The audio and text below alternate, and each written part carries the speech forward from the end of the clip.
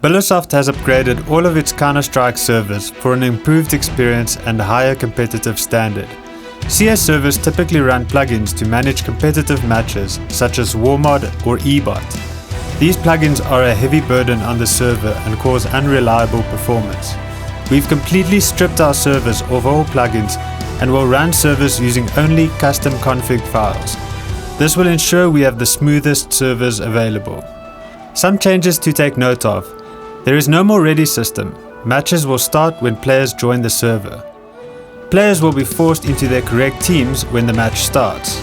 For a tactical pause, bring up the menu, call vote and start timeout.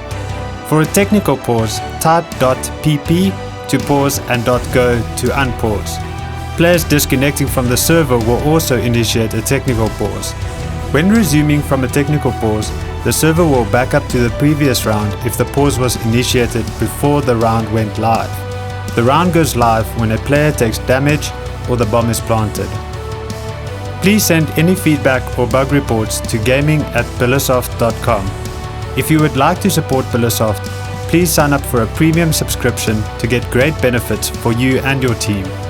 When the dust settles on the server upgrades, Billosoft will release its most exciting product yet.